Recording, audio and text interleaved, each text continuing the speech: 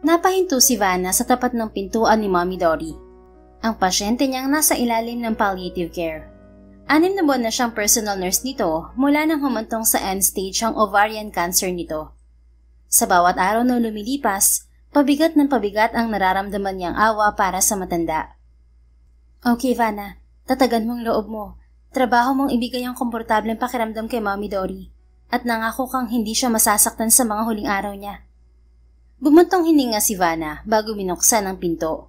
Nakita niyang nakapikit ang matanda pero bahagya itong nagmulat nang maramdaman ang pagpasok niya. Good morning, Mommy Dory. It's time for your morning medication. Masigla at nakangiti niyang bati dito. Nanghihina itong ngumiti sa kanya. Lumapit siya rito at magaang hinalikan ang noo ng matanda. Hindi lang ito isang pasyente para kay Vanna dahil tinuturing na niya itong tunay na ina. Ihahanda ko lang po ang meds mo, Mommy Dory. Tumango lamang to, kaya't sinimulan na niyang ayusin ang pang-umaga nitong gamot. Kinuha niya ang maliit na bote sa dalang tray. Hydromorphone 2 mg for breakthrough pain. Seryoso niyang bulong sa sarili habang niloload sa syringe ang gamot. Dahan-dahan niyang hinanap ang ugat sa payat at nanginginig na braso ng matanda bago itinurok ang syringe. Ang gamot na yon ay bahagi ng palliative care ni Mommy Dory para mapawi ang matinding kirot na nararamdaman nito. Down, Mommy Dory. Masigla pa rin niyang sabi sa matanda pagkaturok ng gamot. Maingay niyang inabot ang baso ng tubig na may electrolytes at binasa ang bibig ng matanda gamit ang moistened swab. Alam niyang kahit ang simpleng kakulangan sa tubig ay pwedeng magdulot ng dagdag na pagpapahirap sa matanda. Vanna, mahina nitong sabi. Lumapit siya sa matanda para marinig ng maayos ang sasabihin nito. Gusto kong makita na ikasal kayo ni Dallas bago ako pumanaw, iha. Pangarap kong makita na mapunta sa matinong babae ang anak ko para tuminurin siya. Ngumiti si Vanna. Hindi niya pinakita ang pagkadisgusto sa babaerong anak ni Mommy Dory. Simula nang manatili siya sa Monteras residence, iniiwasan na niya si Dallas. Hindi niya gusto ang pagkapresko nito at gabi-gabi ay may inuuwi itong babae. Minsan naman ay sa bar ito nagpapalipas ng gabi. Hindi ka pa papanaw, Mommy Dory. Tatagal pa ang buhay mo at makikita mo pang ikakasal si Dallas sa babaeng magpapatinu sa kanya. Ang kailangan mo lang po ay magpahinga para lumakas ang katawan mo. Nakangiti niyang sabi kahit alam niyang pahina ng pahina ang katawan nito. Inayos ni Vanna ang kumot ng ginang. Siniguro din niyang hindi malamig sa sinid, pero may maayos na daloy ng hangin mula sa bukas na bintana. Tinignan niya ang oxygen tank at nakaset yon sa 2L per minute via nasal cannula. Sinilip din niya ang NG tube kung saan idadaan ang mga gamot at pagkain na hindi na kayang lunukin ni Mommy Dory. Nilinis niya ang paligid ng insertion site para maiwasan ng infection. Stable rin ang monitor ng heart rate at oxygen saturation ng matanda. Isinulat niya ang lahat ng detalyeng yon sa maliit na logbook sa bedside table nito. Kung makikita lang ni Dallas na ganito kakaalaga, pakakasalan ka agad noon, iha. Sabi pa nito na patuloy sa pagrereto sa nag-iisang anak. Mommy Dory, hindi po type ni Dallas ang babaeng palaging naka-nurse uniform. Iba po ang type noon. Kahit hindi naman po kami kasal, aalagaan pa rin po kita. Walang babaeng inaayawan si Dallas, iha. Natawa naman si Vanna. Tama si Mommy Dory. Dahil kahit sinong babae ay pinapatulan ni Dallas. Babaero kasi ang uniko iho ng pasyente niya. Time to rest, Mommy Dory. Babalik po ako mamaya. Maghahanda lang po ako ng supplemental feeding para sa'yo. Hinalikan niya ulit sa noo ang matanda bago lumabas sa silid nito. Ganito na siya ka-attach sa pasyente niya. Sa kusina, maingat ni isinantabi ni Vanna ang tray na pinaglalagyan ng mga ginamit niya sa morning meds ni Mommy Dory. Dumiretso siya sa counter para simulan ang paghahanda ng supplemental food. Kumuha siya ng saging, pinalambot na kalabasa at nilagang laman ng manok. Yun ang karaniwang sangkap na madaling i-blender at kayang i-digest ng pasyente sa NG tube. Pinaghalo-halo niya ang mga yun sa blender at nilagyan ng kaunting sabaw para hindi bumara sa tubo. Habang umiikot ang blender, naramdaman niyang may pumasok sa kusina. Tumingin siya sa likuran at nakita si Dallas. Gulo ang buhok at halatang bagong gising. Nakabalandra ang katawan nitong bukol-bukol sa muscle at tanging boxer lamang ang suot nito. Binaliwala niya ito at ibinalik ang tingin sa blender. Ang aga-aga, ang helagad ng bumungad sa akin. Sabi ni Dallas sabay kuha ng malamig na tubig sa ref. Hindi ito pinansin ni Vanna. Inilipat lang niya ang blenderized food sa feeding container. Pero likas na papansin si Dallas. Lumapit ito sa kanya sa counter. Itinukod ang isang braso at bahagyang yumuko sa kanya. Sobrang lapit nito, pero baliwala sa kanya. Ngunit nalanghap niya ang pabango ng isang babae nito. Mukhang nagpalipas na naman ito ng oras sa piling ng mga babae nito. Bakit ang sungit yata ng anghel sa harapan ko? Akala ko ba maamong mga anghel? Pagpaparinig ni Dallas. Hindi ako anghel at malabo kang makakita ng anghel. Hindi ka kasi katanggap-tanggap sa langit. Lumayo ka nga, storbo ka sa ginagawa ko. Naiinis niyang itinulak si Dallas pero umatake ang pagkababaero nito.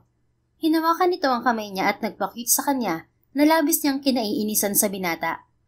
Hindi mo lang alam kung ilang beses na ako nakarating sa langit, Miss Nurse. Gusto mo bang iparanas ko sa iyo ang langit? Sabihin mo lang, madali naman akong kausap. Malapit lang ang silid ko. Napatigil ito sa pagsasalita nang isubo niya sa bibig nito ang balat ng saging. No thanks, magdadasal na lang ako palagi at magiging mabuting tao para makarating sa langit, kaysa tanggapin ang offer mo. Binawi niya ang kamay kay Dallas at muling pinagpatuloy ang ginagawa. Mahina naman tumawa si Dallas bago ihagis sa lamesa ang balat ng saging. Nagulat si Vanna nang bigla siya nitong hapitin sa bewang at idinikit sa hubad nitong katawan. Ilalapit sana ni Dallas ang mukha sa kanya pero itinapal niya ang palad sa pisngi nito para ilayo. Yuck, Dallas, maligo ka nga, ang baho mo. Mabilis siya nitong pinakawalan na parang na-conscious sa sariling amoy. Hintayin mo akong maligo, Miss Nurse, at ikaw mismo lalapit sa akin para yumakap. Confident nitong sabi.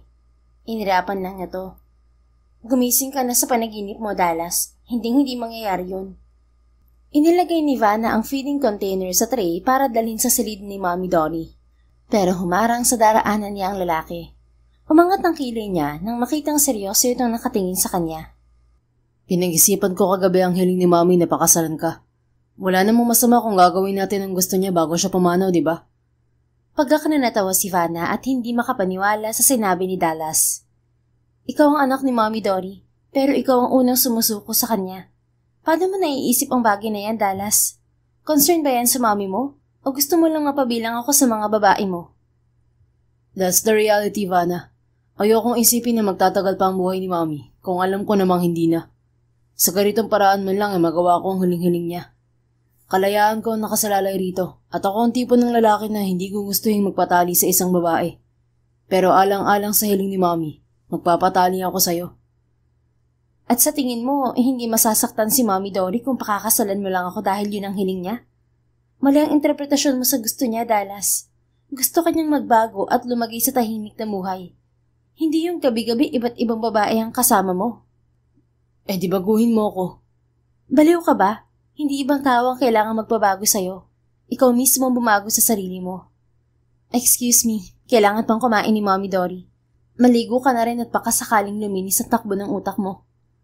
Lumihis ng daan si Vanna para lagpasan si Dallas. Nasa pintuan na siya ng kusina nang muli itong magsalita. Marry me, Vanna, and I'll do everything to change. Seryoso nitong sabi na muling nagpabaling sa kanya rito. Hindi ako naniniwala sa'yo, Dallas. Hindi ka mabubuhay kung hindi ka mambababae. Baka ikamatay mo pa ang pagbabago. Alam kong nata-challenge ka lang sa akin dahil hindi mo ako makuha sa pagpapakit mo. Pero hindi magbabago ang tingin ko sa'yo. You're still a happy-go-lucky playboy guy in my eyes. Ewan ko nga ba sa ibang babae at pumapatol sa gaya mong red flag? Sabi niya bago ito iwan sa kusina. Pagkatapos tugunan ang mga pangangailangan ni Mommy Dory, saka pa lamang kumain ng agahan si Vanna. Nagpapasalamat naman siya dahil wala na si Dallas sa kusina. Siguro pumasok na yun sa opisina. Dedicated naman daw ito sa trabaho, sabi ng mommy nito. Nasa kalagitnaan ng pagkain si Vanna nang biglang may yumakap sa kanya mula sa likuran. Nakaligo na ako, Miss Nurse. Pwede mo na akong yakapin buong araw. Napapitlag siya at naibuga ni Vanna ang pagkain sa bibig nang marinig ang malambing na boses ni Dallas. Kiniskis pa nito na parang pusa ang pisngi sa pisngi niya. Pwisit naman, Dallas. Bitiwan mo nga ako. Inaalis niya ang braso nito sa bewang niya, pero binuhat siya nito bago umupo sa upuan niya at kinalong siya. Kumain ka na, Miss Nurse. Ayokong nagugutom ka. Kailangan mo na lakas para makarating sa langit. Dallas, isa. Kapag hindi mo ako binitiwan, masasaktan ka talaga sa akin. Sa halip na pakawalan siya, mas lalo siya nitong niyakap. Pinatang pa nito ang mukha sa balikat niya habang nilalanghap ang amoy niya. Say this, nurse, but I love your scent. Mabango at hindi masakit sa ilong. Parang amoy baby. Bulong nito na nagbigay kilabot sa kanya. Humugot ng malalim na hininga si Vanna. Hindi mapipigilan ng pagsusungit niya ang pagiging babaero ni Dallas, kaya't isang paraan ang naisip niya para makawala rito. Binago niya ang naiinis na ekspresyon sa mukha bago tumingin sa lalaki. Nagulat ito nang maglapit ang mga mukha nila. Muntikan na rin siyang mapaatras nang magsalubong ang mga tingin nila. Inaamin niyang malakas ang sex appeal ni Dallas. Macho, matangkad at gwapo ito. Dagdagan pa ng killer smile nito na siguradong humahatak sa mga kababaihan. Pero kaya niyang labanan ang pangaakit nito alang-alang sa trabaho niya. Malambing siyang ngumiti na nagpatuod sa pagkakaupo nito. Hinawakan niya ang isa nitong pisngi at marahang hinaplos.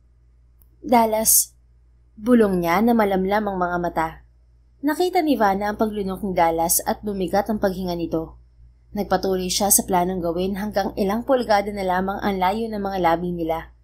Pumikit si Dallas pero ngumisi siya sabay untog ng ulo sa mukha ng binata. Solid na headbutt ang ibinigay niya rito at hindi ang inaasahan nitong halik. Oh, shit! Daing nito sabay hawak sa nasaktang mukha. Nagkaroon siya ng pagkakataon para makawala sa yakap ni Dallas. Umalis siya sa kandungan nito at nilikom ang pinggan sa mesa. Huwag mo akong itulad sa mga babaeng nakukuha mo sa panalandi mo, Dallas. Tigilan mo na ako. Dahil narito ako para sa trabaho at hindi para makipaglandian sa'yo. Mabilis niyang hinugasan ang pinggan sa lababo, pero walang kadala-dala si Dallas.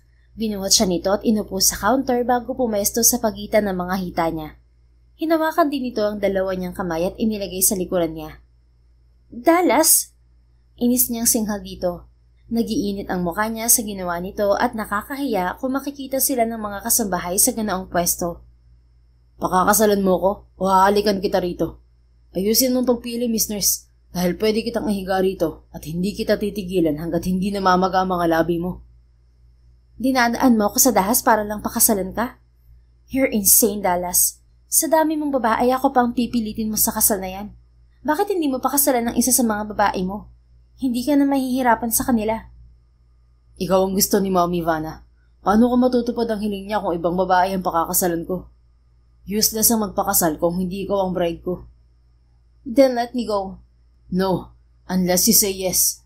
Will you marry me, Miss Nurse? Hindi ako sasagot hanggat hindi mo ako pinapakawalan. Pabor sa akin kahit buong araw tayong ganito. Mas matigas ako kaysa sayo.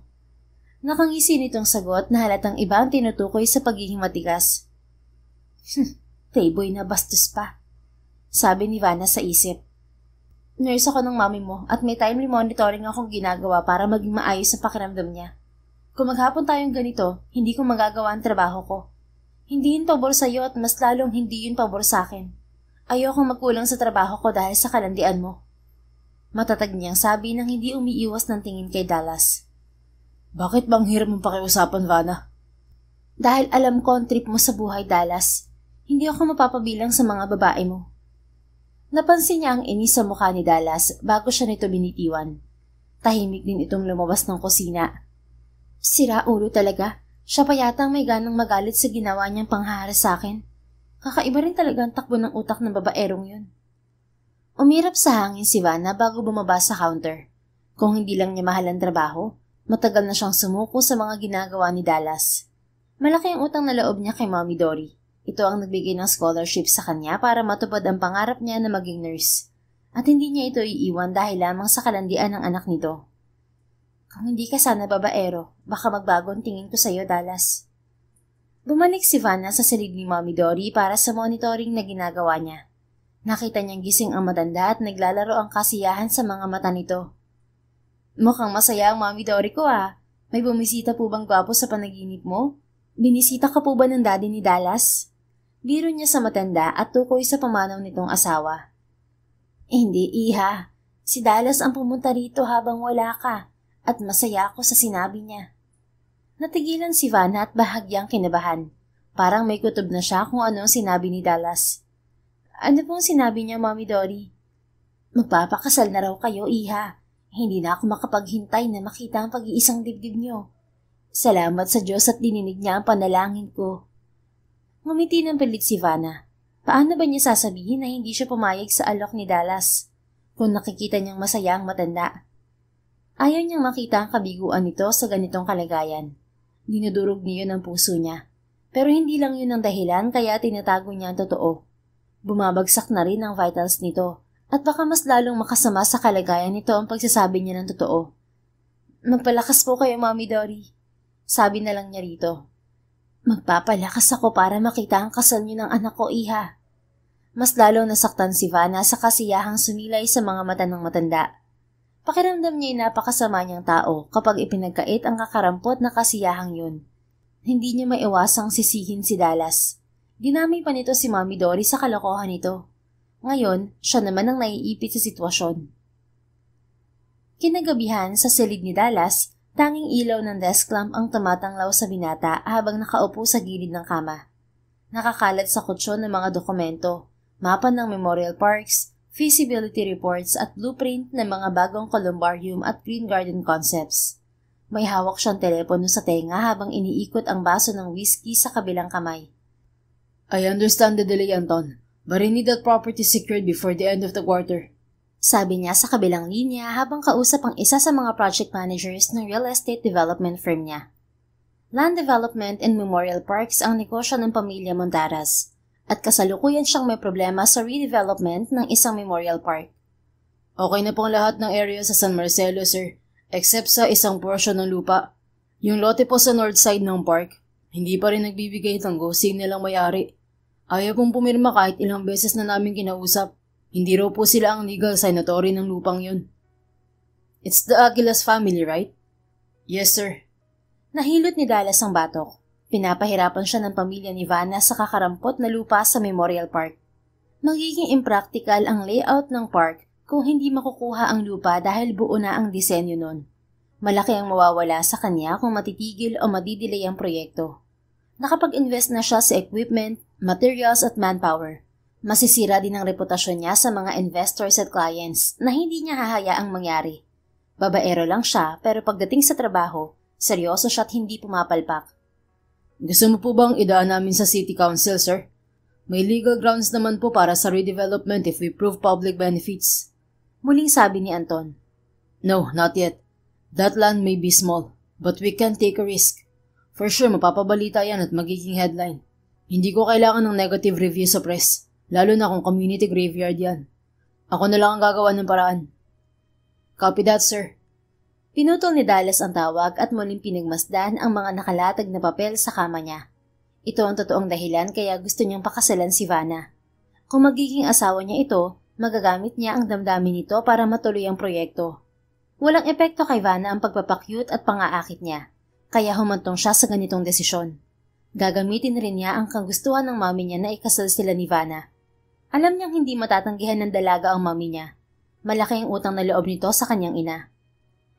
Dallas, open this fucking door! Malakas na boses ni Vanna ang narinig ni Dallas sa labas ng silid niya. Kinakalampag nito ang pinto na parang gustong sirain para lang makapasok sa loob. Nurse ba talaga tong kinuha ni mami o gangster? Parang susugod palagi sa away. Ang liit ng katawan pero ang laki ng tapang. Umiiling siyang lumapit sa pintuan at binuksan ang pinto. Oh, Miss Nurse, gabi na. Dito ka ba matutulog sa silid ko? Halika, pasok ka. Nakangiti niyang sabi. Bakit mo sinabi kay Mami Dory ang tungkol sa kasal? Alam mo bang magiging epekto sa kalusugan niya kapag nabigo ang expectation niya? Hindi mo man lang inisip ang kalagayan ng mami mo. Mas iniisip mo pa yung kalandian mo. Ikaw ang tatapos sa buhay ng sarili mong ina. Galit nitong sabi. Kumirot ang dibdib ni Dallas sa sinabi ni Vanna. Nasasaktan din siya sa kalagayan ng mami niya at pinapatay siya ng konsensya sa planong paggamit kay Vanna. Nangako siya sa mami niya na hindi pababayaan ang negosyo ng pamilya at maaari yung bumagsak kung hindi matutuloy ang proyekto sa Memorial Parks. Domino effect yun dahil mawawala ng tiwala ang investors at clients sa kakayahan niya at ng kumpanya. Vanna, hindi mo mabibigo si mami kung papayag ka sa kasal. Wala namang mawawala sa'yo dahil malaya ka pa rin gawin ang gusto mo. Hindi kita pipigilan o paghihigpitan. Ang gusto ko lang ay ito pa rin ang hiling ni Mommy. Makakaya mo ba siyang biguin? Nangilid ang luha sa mga mata ni Vanna, pero matapang pa rin itong nakatingin sa kanya. Wala siyang ideya kung ano ang dahilan ng pinipigilan itong emosyon. Galit, konsensya o sakit. Marahil halo-halo na yon dahil anumang oras ay babagsak na ang luha nito. Fine. In 3 days, ihanda mo ang lahat ng kailangan sa kasal at magpapakasal ako sa'yo. Kung hindi mo magagawa, walang kasal na magaganap sa pagitan nating dalawa. Natigilan si Dallas hindi dahil sa desisyon ni Vanna, kundi sa nararamdaman niya nang kumawala ang luha sa mga mata nito. Mabilis nitong inalis ang luha sa pisngi bago umalis. Bakit ganito ang nararamdaman ko? Naguguluhan niyang tanong habang nakahawak sa tapat ng puso niya. Pakiramdam niya may pumupunit sa puso niya dahil sa mga luha ni Vanna, at hindi niya alam kung bakit parang nasasaktan siya. Ilang beses na siyang nakakita ng babaeng umiiyak, lalo na sa mga relasyon niyang hindi tumatagal. Wala siyang nararamdaman sa mga luhang yon. Pero iba ang kay Vanna. Isang patak pa lang ng luha nito, gumulo na ang damdamin niya. Siguro, hindi lang siya sanay na makita itong umiiyak. Palagi itong nagsusungit sa kanya, at minsan ay galit pa. Marahil naninibago lang siya sa pinakita nitong emosyon at wala yung ibig sabihin. Kailangan ko nang ihanda ang gustong kasal ni Vanna. Baka magbago pa ang isip niya. Kinabukasan sa opisina ni Dallas, kaagad niyang tinawag ang sekretaryang si Rachel. Sa halip na mag-utos ng karaniwan nitong trabaho, inutusan niya itong ihanda ang kasal nila. Pakiulit ng sinabi mo, sir? Gulat nitong tanong. Prepare my wedding within 3 days, Miss Angeles. Ikakasal ka na, Sir Dallas? Yes. Ayusin mo ang lahat para sa civil wedding. Kumuha ka ng judge. Ipa-reserve mo ang garden hall sa Montaras Estate. Ipatapos mo agad ang marriage license application at humanap ng catering service. Siguraduhin mong tahimik lang ang event. Walang media at tanging close family members lamang ang imbitado. Huwag mo rin kalilimutan ng simpleng white dress para sa bride ko. Classic cut at walang arte. Ayaw niya sa magagarbong damit. Samahan mo na rin ang sapatos, size 7. Huwag masyadong mataas. Bumili ka na rin ng pinakamahal na wedding ring. Lahat ng yan ay dapat mong magawa within 3 days. Nakuha mo ba lahat ng sinabi ko, Miss Angeles? Yes, sir. Ano pang pangalan ng bride? Vanna Aguila. And don't forget the makeup artist. This is a simple civil wedding, but I want it to be unforgettable for her. And feel like she's marrying the man who'll give her the world. Understand? Yes, sir. Ang swerte naman ni Miss Vanna dahil pakakasalan mo siya. Paano na tayong dalawa, Sir Dallas? Ititigil ko na rin ba ang pagiging call girl ko? Ikakasal ka na at bubuo ng sariling pamilya. Baka maglisagabal ako sa relasyon niyo ni Miss Vanna.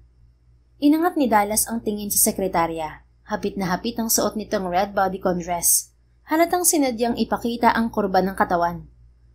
Miss Angeles. Lumapit naman ito sa lamesa sabay tiklop ng braso sa ilalim ng dibdib para mas umumbok pa ang cleavage. Yes, sir. Malabing nitong tanong na nakangiti sabay kagat sa ibabang labi. Halatang nang aakit. Ihanda mo na mga kailangan para sa kasal ko. Hindi to pwedeng madelay.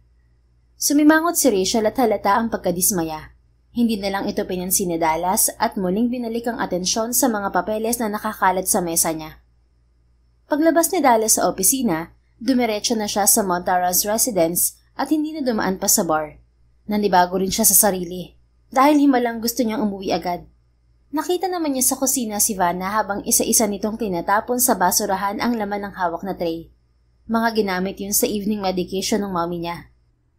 Gising pa ba si mommy, Miss Nurse? Natutulog na siya. Kaswal nitong sagot na hindi man lang siya tinatapunan ng tingin. Kumain ka na ba, Vanna? Hindi pa. Sabay na tayong kumain. Magpapalit lang ako ng damit. Sige. Hindi inaasahan ni Dallas ang mabilis na pagpayag ni Vanna. Nakakapanibago talaga ito ngayon.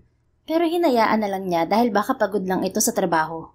Nagtungo na lang siya sa kanyang silid at mabilis na nagpalit ng damit. Dumaan din siya sa silid ng mami niya para tingnan to.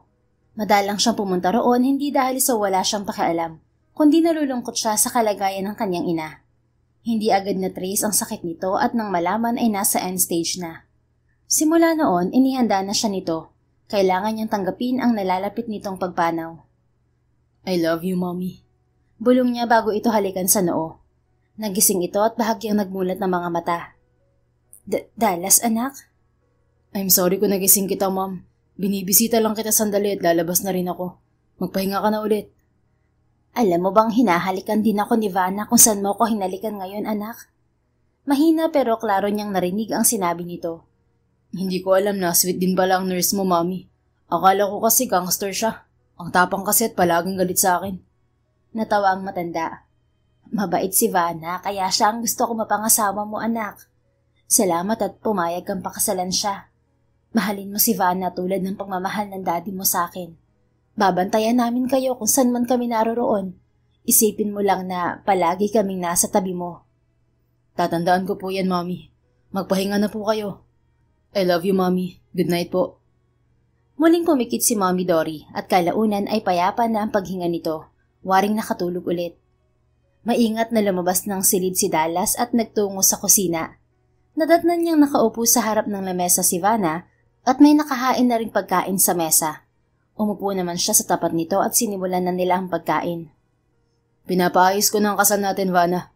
Tulad ng gusto mo, mangyayari ang kasal within 3 days. Panimula niya sa gitna ng hapunan. Ilipat mo ang araw ng kasal, Dallas. Magpakasal tayo bukas na bukas din. Napatigil sa pagsubo si Dallas. Tumingin siya kay Vanna na seryoso lang sa pagkain. Kung hindi niya kilala si Vanna, baka isipin niyang excited itong maangkin siya. Panalong-panalo na ito sa lahat ng mga babae niya. Pero hindi ito ganoon. May malalim itong dahilan kaya gusto nitong mangyari agad ang kasal nila. Tatawagan ko ang sekretarya ko mamaya para ilipat ang petsa ng kasal bukas. Sagot na lang niya bago pinagpatuloy ang pagkain. Maya-maya ay napansin niyang binitiwan ni Vanna ang hawak na kubyertos. May lungkot sa mga mata nito nang tumingin sa kanya. Dallas, I'll be honest with you. Pahina ng pahina si Mommy Dory. Halos hindi na gumagana ang kidneys niya. Kahit anong nutrients ang iligay ko sa tube, hindi na rin niya na-absorb. Dinatanggihan na rin ng katawan niya ang palliative medications. At parang tanggap na niya ang lahat. Hindi natin alam kung kailan siya babawiin ni Lord. Pero mas mabuting maging handa tayo. Thank you for telling me the truth, Vanna. Nagpatuloy sa pagkain si Dallas na parang baliwala lang ang lahat. Pero kabaliktaran yun ang totoo niyang nararamdaman. Hindi niya kayang baliwalain ang sakit sa dibdib niya na parang pumapatay sa kanya. Silent mourning is killing him. Kailangan pa niyang aliwin ang sarili para sandaling mawala sa isip niya ang pagluluksa. Gusto kong tuparin ang huling hiling ni Mommy Dory. Pero pagkatapos ng kasal, babalik tayo sa dati nating buhay. Ayoko matali sa isang katulad mo, Dallas. Ipangako mong magpa-file ka agad ng annulment sa oras na wala na si Mommy Dory. May sarili din akong buhay na dapat harapin. Sige, kung yan ang gusto mo. Salamat sa pagpayag sa kahilingan ni Mom. Hindi na umimik pa si Vanna. Pakiramdam ni Dallas ay 2 bagay ang mawawala sa kanya sa sinabing yun ni Vanna. Hindi pa man nangyayari ang mga bagay na yon, mas mabuting ihanda na rin niya ang sarili. Parte lang si Vanna ng mga plano niya at hindi niya dapat seryosohin ang damdaming unti-unting nabubuo sa puso niya para sa dalaga. Kinabukasan, naganap din ang minadaling kasal ni Vanna at Dallas. Nagpumilit si Mommy Dory para masaksihan ang kasal ng dalawa. Nakaupo ito sa wheelchair, may oxygen line na nakakabit sa ilong at may makapal na balabal. Mahina man ang katawan pero makikita ang kasiyahan sa mga mata ng matanda. Hindi naman mapakali si Vanna at maya't maya siyang tumitingin sa direksyon ni Mommy Dory. Nag-aalala siya sa kalagayan nito. Alam niyang pinipilit na lang nitong makita ang nagaganap na kasal, pero anumang oras ay bibitiw na ito. Vanna. Bulong ni Dallas kaya tumingin siya rito, pero natigilan siya nang salubungin ng labi nito ang labi niya. Napasinghap siya at akmang itutulak si Dallas, pero naalala niyang nanonood si Mommy Dory. Sa halip na itulak ang lalaki, pumikit na lang siya at maluwag na tinanggap ang halik nito. Sa unay nandidiri siya sa isiping iba't ibang babae ang nadampian ng mga labi ng binata. Pero nabura yon kung paano ito humalik. Tila nag-iimbita ang labi nito patungo sa pagkalimot. Muntik na siyang madala kung hindi lang tumikhim ang judge na nagkakasal sa kanila. Mr. Montaraz, baka dito mo pamukbangin ang asawa mo. Marami kaming restorbo rito. Mas maganda kung kayo lang dalawa sa honeymoon nyo para mabuo agad ang panganay nyo. Pabirong sabi ng judge. Nahihiyang ngumiti si Dallas. Samantalang nagiinit naman ang mukha ni Vanna. Hindi niya namalaya na tapos na pala ang seremonyas ng kasal. Mas natuon ang atensyon niya kay Mommy Dory. Si Mommy Dory. Sabi niya nang maalala ang matanda. Mabilis siyang lumapit sa direksyon nito at umupo sa tabi ng matanda. Sumunod naman si Dallas sa kanya. Tiningnan niya agad ang kondisyon ng katawan ni Mommy Dory. pero nanghihina nitong hinawakan ng kamay niya. Huwag mong pababayaan ang anak ko, Iha.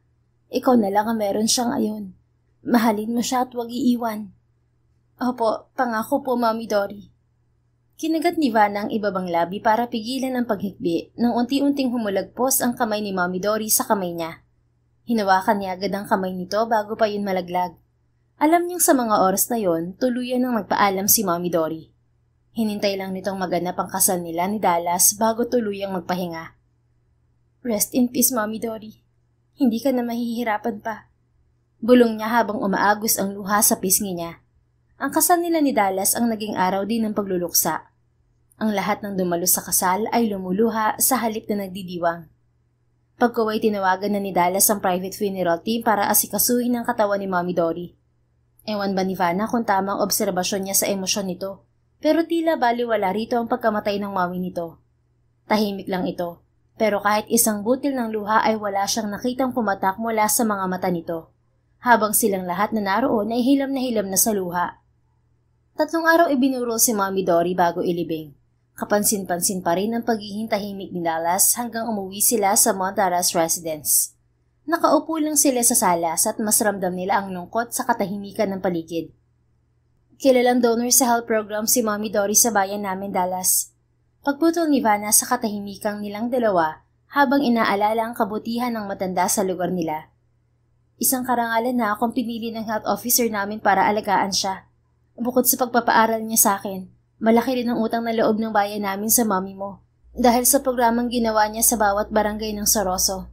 Isang barangay San Marcelo sa nabiyayaan ng health clinic at bilang community nurse, malaking tulong yun sa mga kabarangay ko. Nag-donate rin siya ng isang portion ng lupa sa Memorial Park para sa libreng pagpapalibing ng mga taga San Marcelo. Sa akin niya yun pinagkatiwala.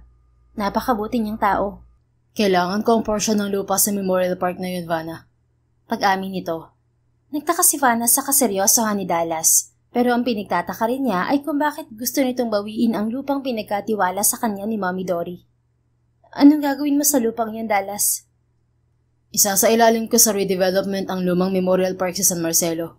At ang lupang binigay ni Mami sa inyo ay sakop ng redevelopment. Sa'yo nakapangalan ng lupa, di ba? Kailangan mong pumirma sa waiver of rights and consent to redevelopment para makapagsimula ang team ko. Gusto mong bawiin ang lupang binigay ng mami mo sa amin? Paano ang mga nakalibing doon? Tahimik na sila pero plano mo pang guluhin. Hindi ka na naawa sa mga pamilya nila. We have solutions for that matter, Vanna. Ang pinag-uusapan lang natin dito ay tungkol sa lupang nasa pangalan mo. Alam kong ayaw mong pumirma sa waiver, and that's your right. Sinasabi ko lang to sa'yo para magkaroon ka ng pagkakataong idaan to sa legal matter. Pero sinasabi ko rin sa'yo, matutuloy pa rin ang proyekto with or without your signature. Now, if you file a case against me, go ahead. But be ready for a long and expensive battle. Alam naman natin pareho kung sinong may kakayahang lumaban hanggang dulo. Kung ayaw mong magkaproblema, pumirma ka na lang sa waiver. My God, Dallas. Ito ba ang plano mo sa simula pa lang? Hinintay mo lang na mawala si Mami Dory para gipitin ako ng ganito? Naiinis niyang sumbat. Hindi siya makapaniwala na may ganitong ugali si Dallas. Alam naman niyang babaero to, pero hindi niya inaasahan na marumi pala itong magtrabaho. Manggigipit para lang makuha ang gusto. Nasaan ang puso nito para sa mahihirap na gaya niya? I'll prepare the documents. It's your choice to sign it or not. Baliwala nitong sabi bago tumayo at umalis. Nanggigigal niyang pinaghampas ang sandalan ng sofa. Naiinis siya kay Dallas at sa ginagawa nito ngayon sa kanya. Pwisit ka talaga, Dallas. Sige, ibibigay ko sa iyo ang gusto mo. Pero humanda ka sa ganti ko. Pagsisisihan mong ako ang pinakasalan mo at hindi mo na magagawa ang nagbibigay ng kasiyahan sa'yo. Isang matagumpay na selebrasyon ang idinaos ni Dallas para sa kanyang mga empleyado. Tagumpay niyang nakuha ang signature ni Vanna at 2 linggo nang nagsisimula ang construction sa redevelopment project ng kumpanya niya sa lumang Memorial Park. Cheers! Sigaw ng isang staff sa mga kasama. Nasa isang exclusive lounge bar sila at napupuno ng tawanan ng paligid. Tahimik lang naman sa kanyang pwesto si Dallas, nakasandal sa sofa habang iniikot ang yelo sa baso ng whiskey. Maya-maya ay lumapit sa kanya si Rachel. Ang call girl secretary niya. Naka-off-shoulder black dress ang babae, pulang-pula ang labi sa lipstick at halatang nakainom na. Congratulations, Sir Dallas! Mas lumapit ito at hinaplos ang dibdib niya bago bumulong sa kanyang tenga. You deserve this celebration. Wanna join for a private celebration with me? Then let's talk about your annulment after we celebrate your success. Aayusin ko mga dokumento para sa'yo. Mapang-akit nitong sabi. Naguguluhan si Dallas sa kasalukuyang nararamdaman. Masaya dapat siya dahil wala na siyang problema sa negosyo, pero hindi buo ang kasiyahan ng puso niya. May konsensya roon dahil sa ginawa niyang pananakot kay Vanna para lang pumirma to sa waiver. Umalis ito ng bahay nang hindi nagpapaalam sa kanya at wala siyang ideya kung nasaan ngayon ang asawa niya. Hindi pa ito umuwi sa San Marcelo at hindi niya maiwasang mag-alala. Sir, let's go back to the old us. Miss ko nang bawat gabing kasama ka. Malanding sabi pa ni Rachel. Alam kong marami kami sa buhay mo, pero kontento na ako sa kakarampot mong oras para sa akin.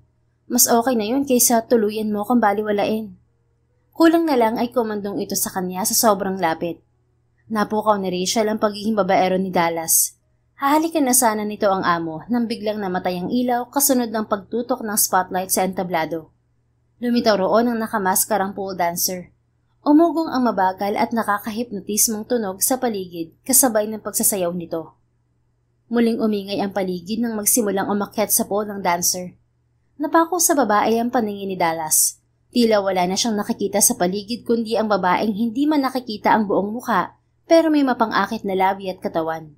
Hapit na hapit ang suot nitong itim na corset na may see-through lace sa gilid at nakapulupot ang pulang silk scarf sa leeg.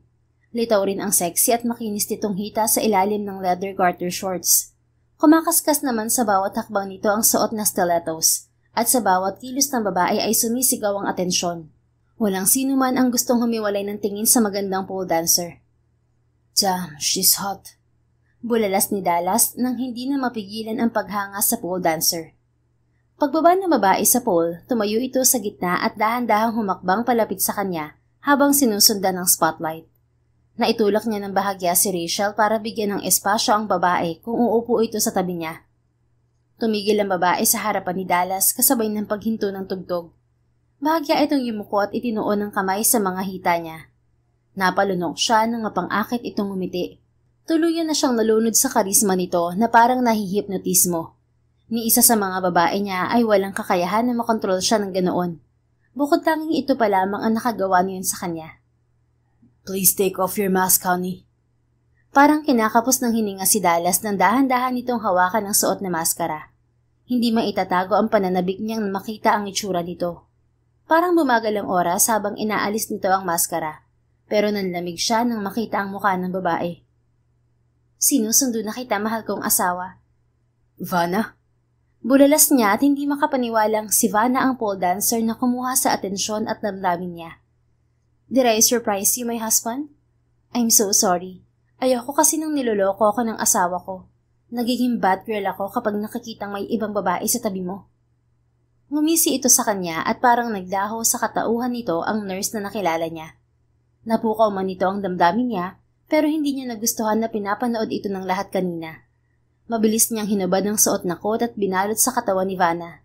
Nag-init ang ulo niya nang mapansing nakatitig pa rin dito ang mga empleyado niya, lalo na ang mga lalaki na parang naglalaway sa itsura ng asawa niya. Everyone, eyes on the ground. Anyone who glances in my wife is immediately terminated.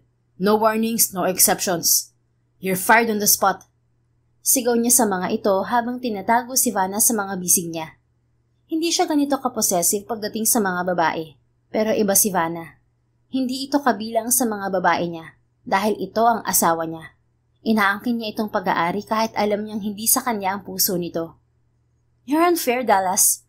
Pwede ka mababae pero ako bawal tingnan ng mga lalaki. Hindi ko ba pwedeng gawin ng mga ginagawa mo? Sambat nito sa sarkastikong boses. Magkaiba tayo, Vanna. Hindi ko itatanggi na likas akong babaero. Pero wag mong bahiran ng dungis ang dangal mo. Hindi ikaw to. Wag mong baguhin ang sarili mo para gantihan ako. Mahina ngunit madiin niyang sabi. Ngumisi si Vanna bago ilapit ang mukha sa kanya. Tumingin to sa labi niya bago nagsalita ng pabulong. Lahat tayo may bad side, Dallas, at pinalabas mo ang bad side ko. Ikaw ang naging mitya para gawin ko to. Basically, ikaw ang may kasalanan nito. Bahagya itong tumigil sa pagsasalita at hinaplos ng isang kamay ang batok niya. Vanna, stop this. Pabulong niyang pakiusap sa kabila ng sensasyong lumukob sa katawan niya. You know what? You're a bad playboy husband. At kailangan mo ng bad girl wife. Baka sakaling mapatino ka ng bad side ni Nurse Vanna. Hindi na kayang kontrolin ni Dallas ang pang-aakit ng asawa niya. Kaya mabilis niyang sinunggaban ng labi nito. Pero mas mabilis ang ginawang pag-iwas ni Vanna. This is your punishment, playboy husband. Hindi mo matitikman ang asawa mo. At habang asawa mo ko, hindi ka rin makakatikim ng ibang babae. That's my advantage as your wife. Pipigilan ko ang pambababae mo at hahayaan kitang mamilipit sa sakit ng puson mo. Itinulak siya ni Vanna at hinagis pabalik ang coat niya. Naglakad ito na parang modelo palayo at napansin niyang may ilan sa mga empleyado niya ang sumusunod ng tingin kay Vanna. You and you. Turo niya sa tatlong lalaki. You're fired. Sigaw niya bago sinundan ng asawa.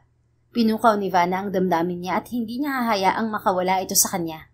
Pero hindi na niya ito nakita. Parang bula itong naglaho sa paligid.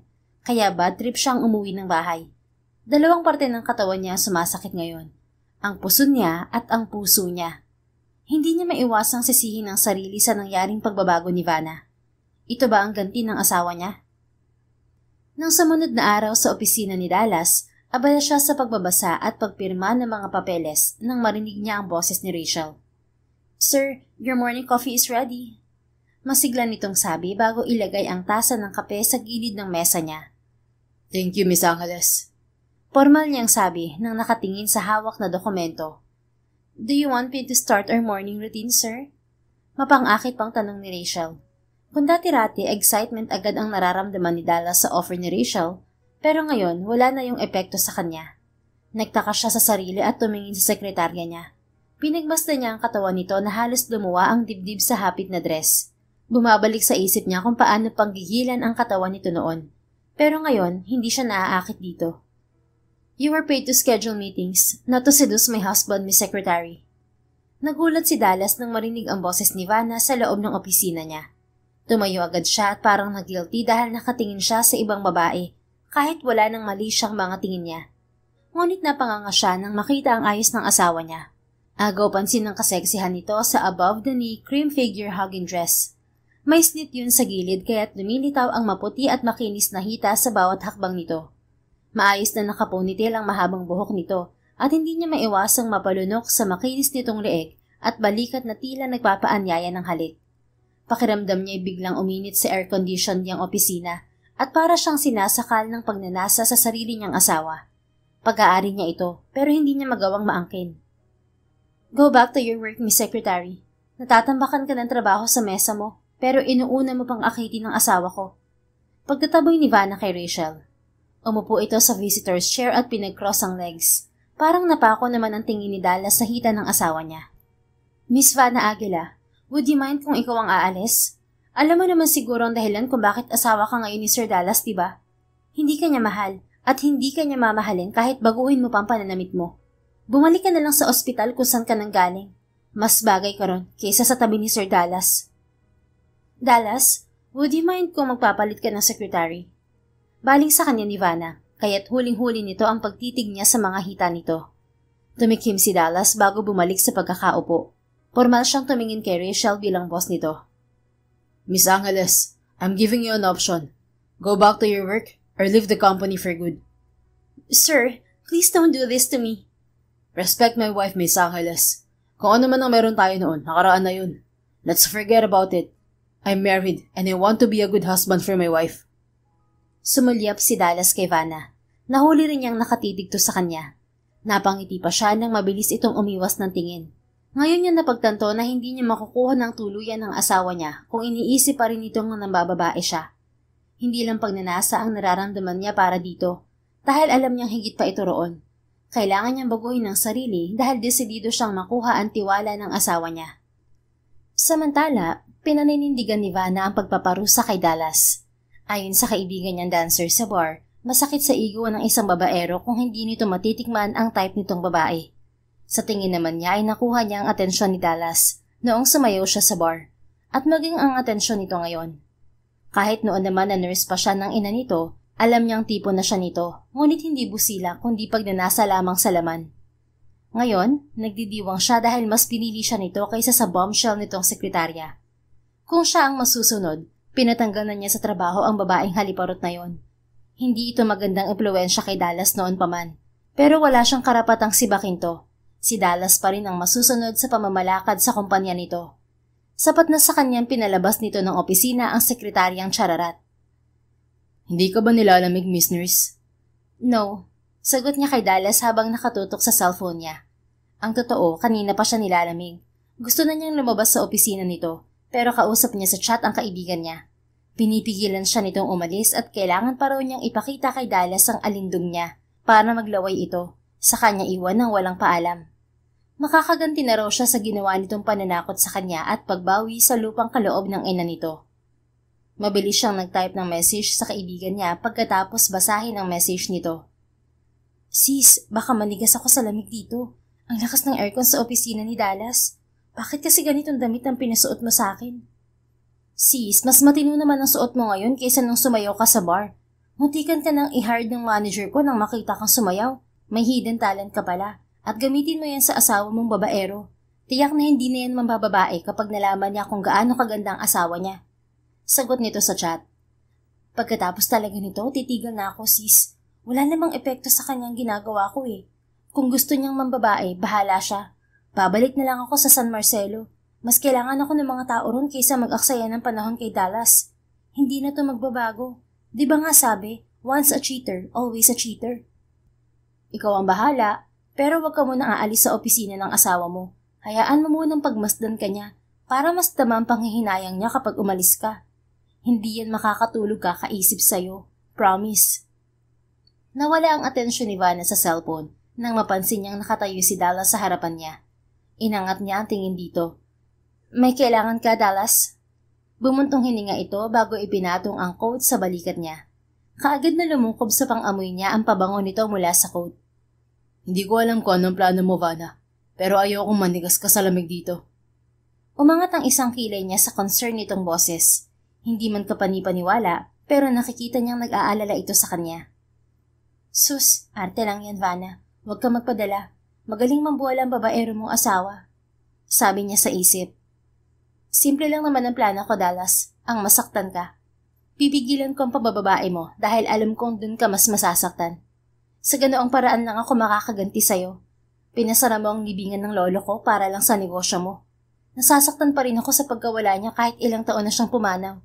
Palibhasa kasi, hindi ka marunong magluksa. Sa bagay, baliwala nga sa'yo yung pagkamatay ni Mommy Dory eh. Ibang tao pa kaya? Umayos ito ng tayo habang nakatingin sa kanya. Bahagya naman siyang nakatingala para sa lubungin ng tingin nito.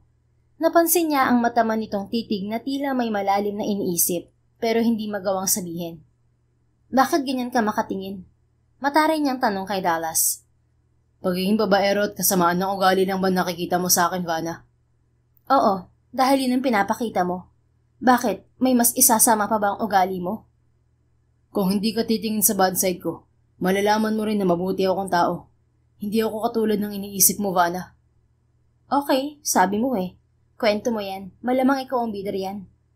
Humisi siya para asarin to, pero hindi nito pinansin ang pang-aasar niya. Umuwi ka na, Vanna. Tulad ng sinabi ko sa'yo, malaya ka pa rin gawin ang gusto mo. Kung gusto mo magsuot ng ganyan damit, hindi kita pipigilan. Kung pipigilan mo ko sa pambababae ko, huwag mo nang gawin. Wala na akong interes sa ibang babae ngayon dahil nakatuon na sa'yo ang atensyon ko. Tumagos sa puso niya ang mga sinabi ni Dallas, pero kinastigo niya agad ang sarili. Baka yun ang bago nitong paraan para makakuha ng bagong babae, at siya ang target nito ngayon. Sure, aalis na ako at hindi na babalik. Hindi ko rin gustong magtagal sa tabi mo. Tumayo siya pero dahilan yon para lumiit ang distansya nilang dalawa. Sandali siyang natigilan at napatitig kay Dallas. Iba ang apel nito sa loob ng opisina. Mukha itong matured at matino. Mukha ring hindi babaero. Aalis na ako. Pwede mo ba akong padaanin? Untag niya sa lalaking titig na titig sa kanya. Kumilos si Dallas, hindi para umalis sa daan niya, kundi para ayusin ang coat nito na nasa balikat niya. Huwag mo huhubarin ang coat na to kung ayaw mong madagdagan ng tinanggal kong empleyado. Seryoso nitong sabi bago bumalik sa mesa nito na parang walang nangyari. As if naman tatanggalin ko to, ang lamig-lamig kaya. Sabi ni Vanna sa isip. Tahimik siyang naglakad patungo sa pintuan ng opisina ni Dallas, pero ramdam niya ang pagsunod ng tingin nito sa kanya. Nasa pintuan na siya nang bigla niyang naisip ang huling habilin ni Mommy Dory. Nakonsensya siya kung hindi niya tutuparin ang pangako sa matanda. Tumingin siya kay Dallas. Nabigla siya nang makita ang malungkot nitong tingin sa kanya. Pero kaagad din itong umiwas nang tumunog ang cellphone nito. Sinagot nito ang tawag at hindi na tumingin sa kanya. Yes, Amanda. Of course, see you later. Napanguso si Vanna. Mukhang hindi naman siya malulungkot kung iiwan ko siya. Marami siyang babae na magpapasaya sa kanya. Bulong niya bago tuluyang umalis sa opisina ni Dallas. Umuwi si Vanna sa San Marcelo at pinagpatuloy ang trabaho niya roon bilang community nurse under Municipal Health Office. Nakita niya ng personal ang redevelopment ng lumang Memorial Park. Hindi pa yun fully constructed, pero nakakamangha ang ginawa ng mga ito.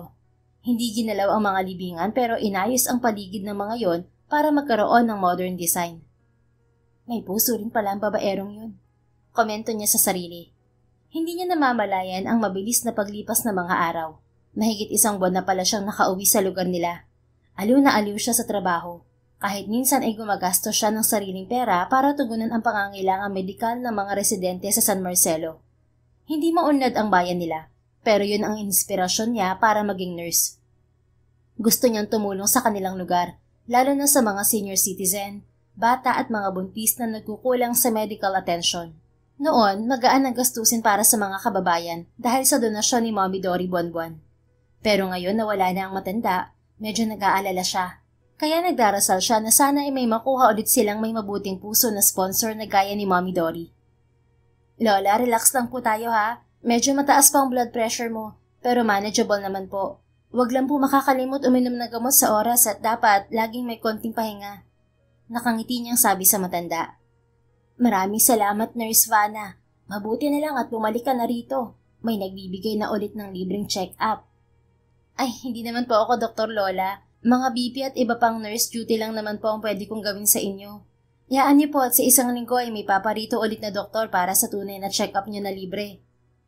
Kahit na malaking ginhawa pa rin, kaya salamat iha. Walang anuman po Lola, trabaho ko pong paglingkuran kayo. Buong araw nagbigay ng libreng check-up si Vanna sa mga residente ng San Marcelo. Kahit pagod, masaya naman siya at hindi yun matutumbasan ng kahit na anong halaga. Masarap pa rin sa pakiramdam ang genuine na kasiyahan at naibibigay yun ang trabaho niya.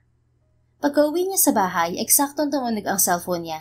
Nakita niyang tumatawag ang isa sa mga kasambahay sa Montares residence na naging ka-close niya. Manang Ising, kamusta po? Bakit po kayo napatawag? Bati niya sa matanda pagkasagot ng tawag. Nurse Vanna, kailangan namin ng tulong mo. Natataranta nitong sabi. Ano pong nangyari, Manang? Si Sir Dallas po kasi ilang gabi nang may sakit. Nag-aalala po kami sa kanya. Ayaw po niya magpadala sa ospital. Hindi rin po siya nagpapapasok ng kahit na sino sa silid niya. Kahit ang pagkain po niya hindi niya rin ginagalaw. Baka may masamang mangyari kay Sir Nurse Vanna. May kung anong kumalabog sa dibdib ni Vanna nang marinig ang pangalan ni Dallas. Ngayon lang ulit niya narinig ang pangalan nito simula nang umuwi siya sa San Marcelo. Ano po bang nangyari kay Dallas at nagkakaganyan siya, Manang? Gabi-gabi po siyang umuuwing lasing. Noong isang gabi naman po, umuwi siyang basang-basa ng ulan. Doon po yata nagsimula ang sakit niya. Ilang araw na siyang hindi lumalabas ng silid. May napansin po ba kayong problema kay Dallas? Hindi naman po niya ugaling maligo sa ulan kahit lasing siya. Baka po may problema siya sa mga babae niya. Dala niyo na lang po ng babae sa kwarto para gumaling siya. Hindi po ako ang kailangan niya. Pabalik-balik na rito ang sekretary niya dahil hindi nakakapasok si Sir Dallas sa opisina. Pero pinagbabawalan po niyang pumasok sa silid niya kahit sino. Pati doktor ayaw niya. Wala po siyang kinakausap na kahit sino. Baka mamatay na yun sa gutom, Nurse Vanna. Mukhang may problema nga siya. Nakapagtataka kasing tinanggihan niya si Bombshell Secretary. Nurse Vanna, pwede mo bang tingnan si Sir Dallas? Mapapanatag lang ako kapag nalamang okay siya. Ilang gabi na rin po akong hindi makatulog dahil sa pag-aalala. Tumataas na ang presyon ko sa batang yun. Abay, kahit anong katukot, sabi na lumabas, ayaw naman. Nakalak pa ang pinto. Nasagot naman po ata siya sa inyo. Nasagot naman, pero laging sabi okay lang siya at hindi siya gutom. Abay, wala naman pagkain yun sa kwarto. Paano hindi yun magugutom? Sige na, Iha. Puntahan mo na siya at baka makikinig siya sa'yo. Tumingin si Vanna sa relong pambisig na tanging accessory na suot niya. 5:45 pa lamang at makababalik pa rin siya kung saglit nang niyang titingnan ang kalagayan ni Dallas.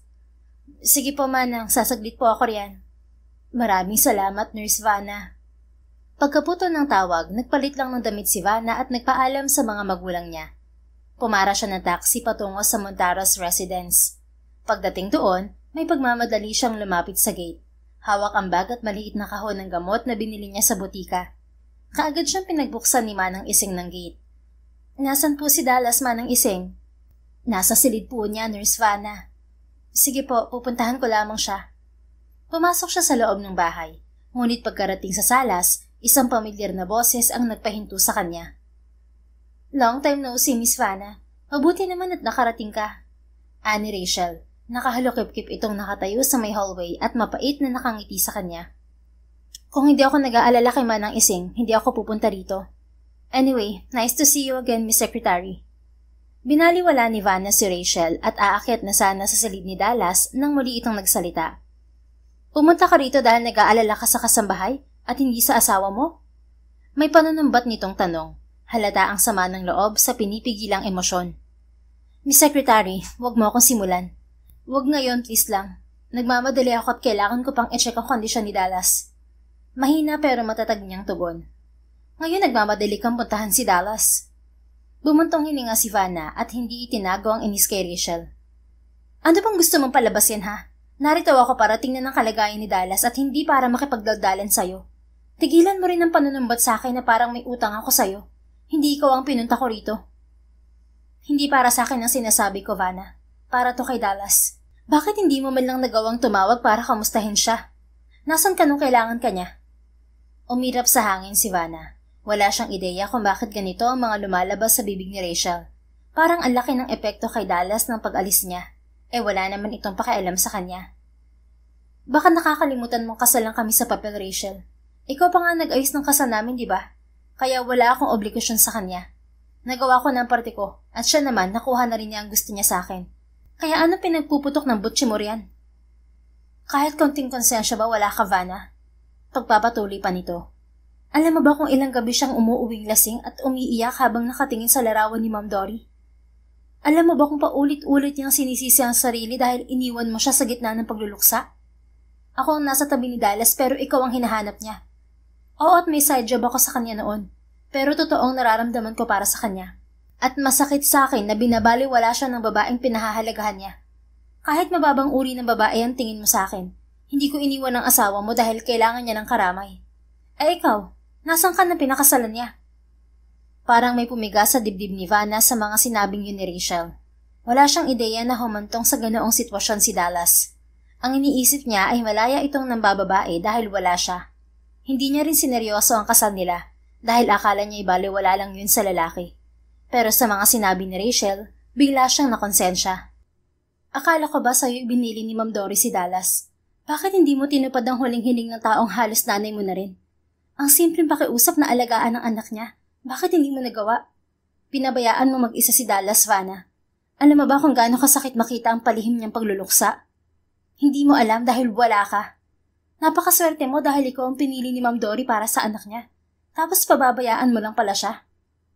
Tuluyang umiyak si Rachel. Ramdam ni Vanna ang bigat sa bawat paghikbi nito na nagpapatunay sa mabigat na pinagdaraanan ni Dallas. Pupuntahan ko na si Dallas. Tinungo ni Vanna ang silid ng asawa. Huminga siya ng malalim bago hawakan ang doorknob at dahan-dahan niyang binuksan ang pinto. Madilim ang silid kaya kinapa niya ang switch ng ilaw malapit sa pintuan. Get out of my room! Sigaw ni Dallas sa garalgal na boses. Nahihimigan niya ang bahagyang hingal sa boses nito. Halatang may iniinda itong sakit. Lalabas lang ako pagkatapos kong i-check ang kalagayan mo. Binuksan niya ang ilaw. Nakita niyang nakahiga si Dallas sa ibabaw ng kama. Nakapatong ang isa nitong braso sa mga mata na parang nasisilaw sa biglang pagbukas ng ilaw. Anong ginagawa mo rito, Vanna? Malamig nitong tanong.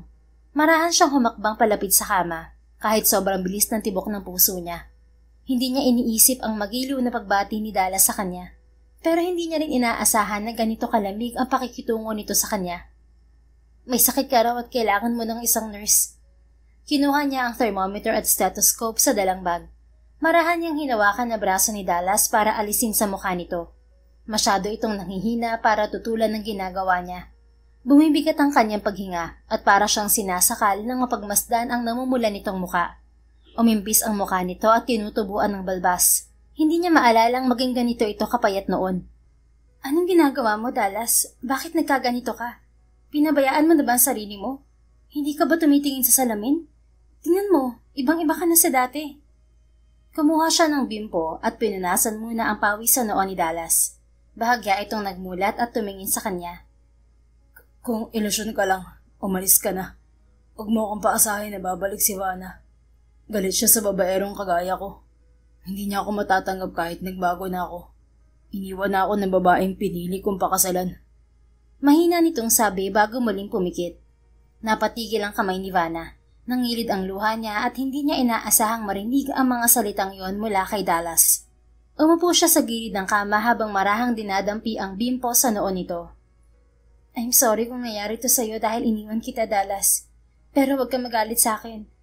Hindi ko kasalanan kung bakit lumayo ako sa'yo.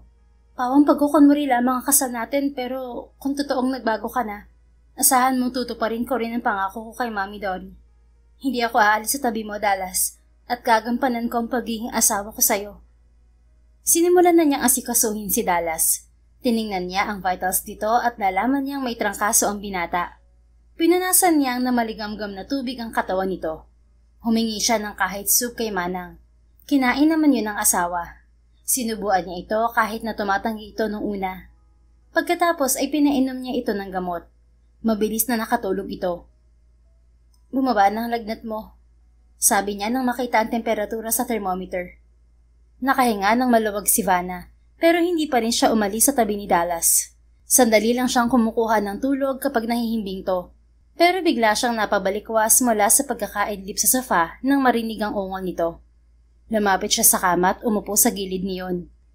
Dallas, marahan niya itong tinapik para gisingin, pero napabaling-baling ang ulo nito. Dallas, wake up. Mommy, don't leave me please. Wala na akong kasama kapag nawala ka. Parang bata nitong pakiusap kasunod ng luhang umagos sa pisngi nito. Kumirot ang puso ni Vanna nang makitang umiiyak si Dallas. Parang nararamdaman din niya ang sakit na nararamdaman nito. Ito ang unang beses na nakita niyang umiyak ito at hindi yun maganda sa pakiramdam. Stop crying, Dallas. Narito pa ako. Hindi kita iiwan. Hinaplos niya ang dibdib ni Dallas para gumaan ang pakiramdam nito. Maya-maya ay muli itong nakatulog. Muli niyang pinunasan ng pawis sa noo at likod nito. Pinalitan niya rin ng damit si Dallas para mas maayos itong makapagpahinga. Lumipas sa mga oras at humupa na ang lagnat ni Dallas. Bandang 3:00 ng madaling araw nang maramdaman niya ang pagod. Nakayuko siya sa gilid ng kama at hindi nakayanan ng antok. Nakatulog siya habang nakasandal ang ulo sa braso, hawak ang bimpo. Mabigat ang katawan ni Dallas nang magising kinabukasan. Parang may nakadagan sa ulo niya. Pero maayos na ang pakiramdam niya kaysa noong nagdaang mga gabi. Babangon na sana siya nang maramdamang may nakadagan sa braso niya. Tumingin siya roon at bahagyang natigilan nang makitang natutulog si Vanna habang nakayakap sa braso niya. Hindi pala ilusyon ng mga nakikita at nangyayari kagabi. Narito ka talaga, Vanna. Bumalik ka. Napangiti siya at tahimik na pinagmasdan si Vanna. Ayaw niyang gambalain ng payapa nitong pamamahinga habang yakap ang braso niya. Hindi pa rin siya makapaniwala na babalik to sa kanya. Akala niya ituluyan na siya nitong makakalimutan. Pero narito na ulit ang babaeng nagturo sa kanya para tumino. Hindi nito pinilit na magbago siya, pero ginawa niyang baguhin ang sarili para maging karapat-dapat nitong mahalin. Hindi rin niya pinakita rito ang pagbabago, pero habang wala ito sa tabi niya, ay sinunod niya ang gusto nito para maging karapat-dapat siya ritong asawa. Dallas, gising ka na pala. Kamusta ang pakiramdam mo? Napakurap siya. Hindi niya namalayang gising na si Vanna at sinasalat nito ng palad ang noo niya. Mabuti naman at humupa na ang lagnat mo. Ikukuha lang kita ng pagkain para makainom ka agad ng gamot. Akma itong aalis pero mabilis niyang hinawakan ang kamay nito. Vanna, huwag kang umalis. Pakiusap niya. May takot sa dibdib niya na hindi na ito makikita pa kapag lumabas sa silid niya. Hindi pwede. Kailangan mong kumain. Babalik din ako. Ngumiti si Vanna at bahagyan itong inalis ang mga kamay niya. Wala siyang nagawa kundi bitiwan to. Naiinip siyang naghintay sa silid nang hindi pa rin bumabalik si Vanna. Hindi siya panatag na nakahiga lamang doon habang naghihintay, kaya't bumangon siya at lumabas ng silid. Una niyang pinuntahan ng kusina. Nakahinga siya ng maluwag nang makitang nagluluto si Vanna habang katabi nito si Manang Iseng. Ako na lang sanang nagluto, Nurse Vanna. Alam kong puyat ka sa pag-aasikaso kay Sir Dallas kagabi. Ayos lang po ako, Manang Iseng. Gusto ko pong ipagluto si Dallas para bumalik agad ang lakas niya. Malapit na rin po itong maluto. Sana manatili ka na rito, Nurse Vanna. Mag-asawa naman kayo ni Sir Dallas. Baka may pag-asang seryosohin yung pagkakaroon ng isang pamilya. Alam naman namin na napilitan lang kayong pakasalan ng isa't isa dahil sa hiling ni Ma'am Dory. Pero hindi naman masama kung tototohanin niyo ang pagiging mag-asawa. Natitiyak kong magiging masaya si Ma'am Dory sa kabilang buhay kapag nangyari yun. Pinag-isipan ko na po yan kagabi, Manang. Gagampanan ko po ang pagiging asawa kay Dallas. At kapag nang babae pa siya, nako, lagot siya sa akin. Pabirong sabi ni Vanna sabay hagik-hik. Napangiti si Dallas at parang bumalik agad ang lakas niya sa sinabi nito. Nagawa niyang tumakbo pabalik sa silid niya nang makitang lalabas na ito sa kusina. Tumalon siya sa kama at mabilis na nagbalot ng kumot. Maya-maya ay dumating na rin ito dala ang niluto. Vanna, parang sumakit ang ulo ko. Pag-iinarte niya kahit hindi naman sumasakit ang ulo niya. Gusto lang niyang lumapit si Vanna sa kanya. Inilagay ni Vanna ang hawak na tray sa side table bago lumapit sa kanya. Umupo ito sa kama at marahang hinaplos ang ulo niya. Epekto yan ang hangover mo. Gabi-gabi ka raw umuuwing lasing at nabasa ka pa ng ulan. Nagkasakit ka tuloy, tapos ilang araw ka pang hindi kumain. Balak mo bang sundan agad si Mommy Dory? Tingin mo matutuwa yung makita ka? Malulungkot ka ba kung gusto ko na nga sumunod kay Mommy at Daddy? Parang sira to.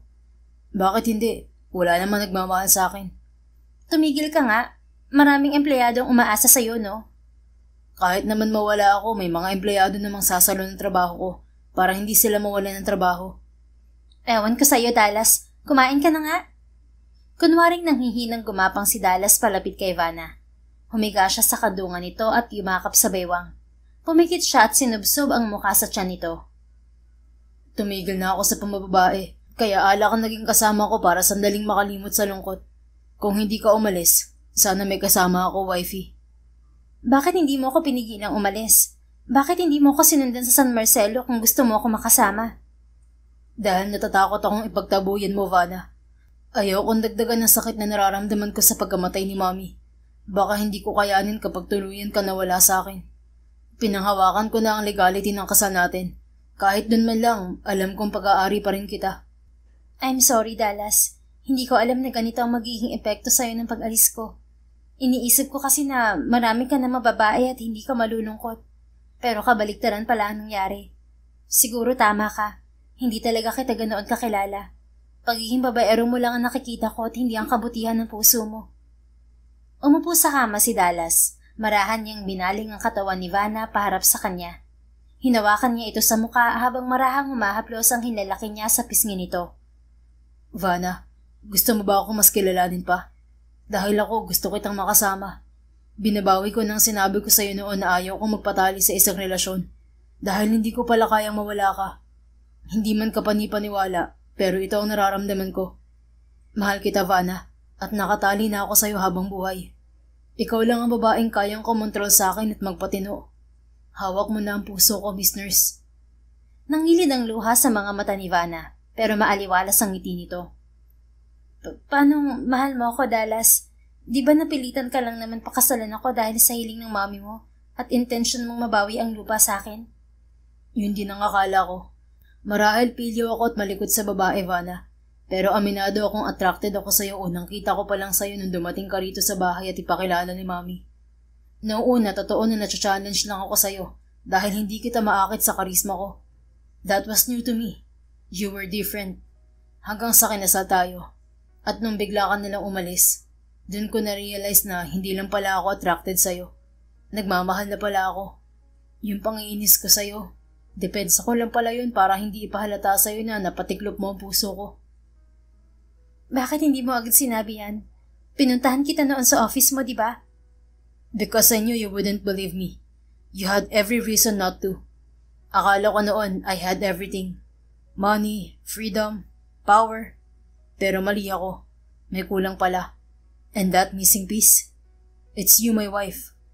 Pero ngayon, if you let me, please let me make it up to you. Let me show you the best version of me. Let's work on this marriage, Vanna. Not just for Mommy Dory, but for us. I know I messed up, but I also know what I want now. And I want a life with you. Please. Papayag ako, Dallas. Susugal ako sa'yo. I-workout natin ang kasal na gusto ni Mommy Dory. Hindi lang para sa kanya, kundi para na rin sa atin. Alam kong magiging maganda ang kalalabasan ng relasyon natin kung pareho tayong seryoso. Seryoso ako, Vanna, at ipapakita ko yun sa'yo. Hindi ko sasayangin ang pagkakataong to. Salamat sa pagtanggap mo sa akin. Ipangako mong ako lang, Dallas. Dahil sa oras na tumingin ka pa sa iba, hindi ako magdadalawang isip na iwan ka at ipawalang bisa ang kasal natin. 100% positive ako na ikaw lang, wifey. Pangako ko yan sa'yo. Yung sekretary mo, anong gagawin mo sa kanya? I can transfer her sa ibang branch para sa ikapapanatag ng puso mo. Buti naman. Lalaki ang kunin mong kapalit niya ha. Yung straight. Dahil iba ako magselos, Dallas. Baka hindi lang ako mag-pole dancing kapag niloko mo ko. Opo, bossing. Gusto ko maging happy wife ka kaya ikaw ang masusunod mula ngayon. Basta ipangako mo lang na hindi mo na ako iiwan. Alam kong hindi mo pa ako mahal pero handa akong maghintay hanggang mahalin mo rin ako, Vanna. Gagawin ko lahat makuha ko lang ang puso ng asawa ko. Totoo ba yan? Oo naman. Sabi rin kasi nila, guwapo at maganda raw ang mga anak kapag made by love ang mga babies nila. Natawa si Vanna. Sira ulo, saan mo naman nakuha yan? Narinig ko lang. Pero seryoso ako. Pangarap kong magka-baby tayo at makakaasa kang gagawin lang natin ang mga apo ni mommy at daddy kapag mahal mo na ako. I love you, wife. Niyakap niya si Vanna. Walang katumbas ang kasiyahang naramdaman niya ngayon. Ibang-iba yun sa kasiyahang binibigay ng mga babae niya noon. Ang kasiyahan niya ngayon ay tagos sa puso at buong pagkatao niya. Dahil mahal niya ang babaeng kayakap niya ngayon na siyang pag-aalaya niya ng pagmamahal at panahon. Tulad ng pangako ni Vanna, ginampanan niya ang pagiging asawa kay Dallas, pero hindi niya binitiwan ng pagiging community nurse sa bayan nila. Patuloy pa rin siyang naglilingkod sa mga residente kahit kakarampot na sweldo lamang ang kayang ibigay ng munisipyo. Kung tutuusin, kayang ibigay lahat ni Dallas ang pangangailangan niya sa pinansyal. Kahit nga hindi siya magtrabaho ay pwede. Pero masaya siyang tumulong sa komunidad kaya ayaw niyang huminto sa pagna-nurse. Magpapatayo ako ng ospital sa bayan niyo pagkatapos ng Memorial Park, wifey.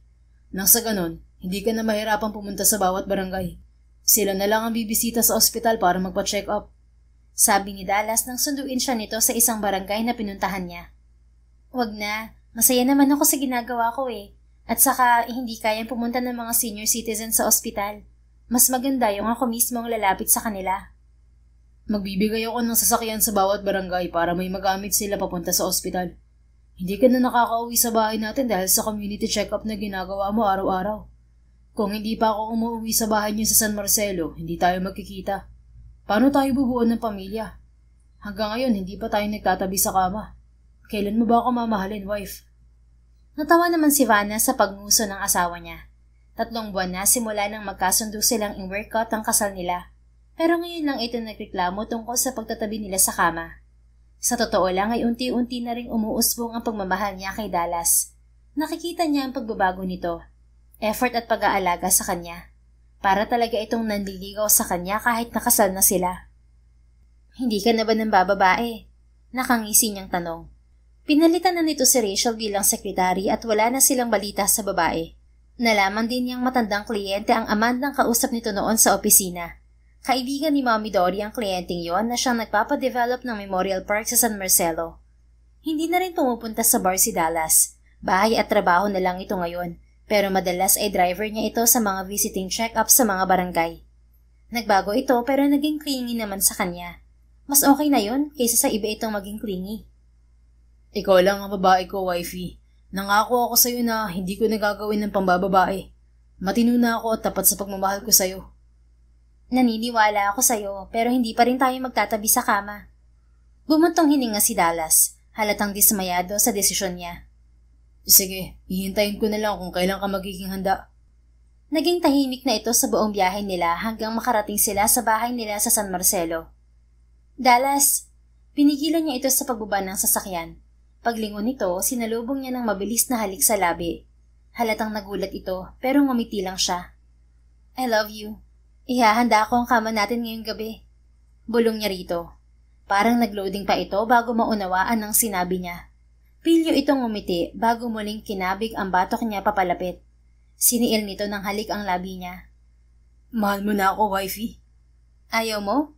Siyempre gusto. Kailan pa? Simula nang makita ko ang pagbabago mo at mga efforts, masaya ako natupad ko na ata ang pangako ko sa mommy mo. You did, wife. At dahil sa'yo, mas pinili ko ang buhay na masaya kasama ka. Masaya ka ba talaga? Kahit wala na mga nakasanayan mong bisyo noon? Baka naman napipilitan ka lang. Masaya ako at hindi ako napipilitan. Yung mga bisyo, quick thrills lang yun. Fleeting happiness. But being with you, that's the kind of joy I don't ever wanna lose. Ikaw lang ang sayang hindi pinandalian at walang katumbas. I'm sorry kung nakita mo ang pangit na version ko. Pero dahil natagpuan ko na ang tamang tao para sa puso ko, nagawa akong magbago. Salamat, wife. Sabi ko naman sa'yo, kaya mong magbago para sa sarili mo. At para rin sa'yo at sa magiging mga anak natin. Hinagka nito sa noo si Vanna. We'll make our first baby tonight, sweetheart. I love you too, Mrs. Nurse. My wife, my life, and my one and only true love. Ang dami mong endearment sa akin kapag excited ka ah. Kinakabahan kasi ako, love. Pwede bang mag-request na isuot mo yung sinuot mong damit nung nag-pole dancing ka? Sumayaw ka rin ng katulad nun. Kinakabahan ka pero nag-request ka pa? Kakaiba ka talaga, mister. Natatawa niyang sabi kahit alam niyang binibiro lang siya nito. Binibiro lang kita. Pero ang totoo, mas lalo ako nahulog sa'yo nang dahil doon. Noon ko lang naramdaman ng unang beses na nagselos ako. Naging possessive at unang pagkabigo ko. Ikaw ang babaeng pinapahalagahan at hindi dapat niloloko. Salamat at nakilala kita. Dahil ikaw ang dahilan kung bakit masaya ako ngayon. Please take care of my heart, Mrs. Nurse. Ako ang bahala sa puso mo. At iingatan ko yan. Hindi ko sasayangin ang effort mong magbago. Sabi nga nila, minsan, hindi kailangan ng perpektong simula para magkaroon ng tamang wakas. Dahil ang kagaya mong babaero ay may kakayahan ding magbago sa tamang tao. Masaya rin ako dahil ako ang taong yun. Lumamlam ang mga mata ni Dallas at mabilis siyang hinalikan sa labi. Okay lang ba sa'yo kung dito natin gawin ang first child natin? No, not in the car, Dallas. Parang nakakainip kasi maghintay ng gabi. Baka lasingin na naman ako ng tatay mo. Hindi pa matuloy ang plano natin. It depends on how drunk you are later. Kung gusto mo naman, sasalas ka na lang matulog tulad ng dati. Deal? No deal. Sabihin mo na lang kay Tatay Carding na nagtatai ako. Nilasing niya ako na lamban nung kagabi kaya sumama ang tiyan ko. Please sabihin mo, love, ah. Napailing naman si Vanna at tumatawang bumaba ng sasakyan. Pasimple pa rin siyang binubulungan ni Dallas na tulungan itong magdahilan sa tatay niya para hindi ito malasing ngayong gabi. Tinulungan naman niya ito, pero makulit ang tatay niya at hindi pa rin nakaligtas sa inuman ng asawa niya. Gayunpaman, nangyari pa rin ang unang gabi nila bilang mag-asawa at makalipas lamang ang 2 buwan ay kumpirmadong buntis na si Vanna. Nagpatuloy pa rin siya sa pagiging nurse pero bihira na siyang pumunta sa bawat barangay. Kalaunan ay naging matagumpay ang proyekto ni Dallas at tinupad nito ang pagpapagawa ng ospital sa bayan nila. Ito na ang pumalit kay Mommy Dory na sponsor sa kanilang komunidad. Ang Memorial Park na libre para sa mga kababayan nila ay naibalik na rin at mas pinaganda pa nga kumpara sa dati. Karugtong lamang yun ng private Memorial Park na ipinatayo ni Dallas. Naging maayos ang pagsasama nila at biniyayaan sila ng isang malusog na lalaking sanggol. Minsan, iniisip pa rin ni Vanna na mahirap paniwalaan na ang tulad ni Dallas na isang babaero ay kayang magbago para sa kanya. Maraming doubts, maraming takot, at maraming beses na parang wala ng pag-asa na magbabago ito. Ngunit mas mahirap kung hindi niya mamahalin ang lalaking tulad nito, na pinatunayang kaya nitong magbago at itama ang lahat, manatili lamang siya sa tabi nito, na kaya nitong manindigan para sa kanya. Kaya naman ngayon, masaya siya kasama ang mag-ama niya. Kung hindi siya sumugal sa asawa niya, baka wala siyang masayang pamilya ngayon. Sabi nga, you'll never know what kind of love you're missing until you choose to stay long enough to see someone become better because of you. Real love is risky, but when it's real, it's always worth it. Because in the end, love isn't just a feeling, it's a choice, and she chose it right. The end. If you enjoyed this story, please don't forget to like, subscribe, comment, and share. Your support helps us reach more people and spread the love. Thank you for tuning in, and we're looking forward to seeing you again soon. In the meantime, please take care and may God bless you always.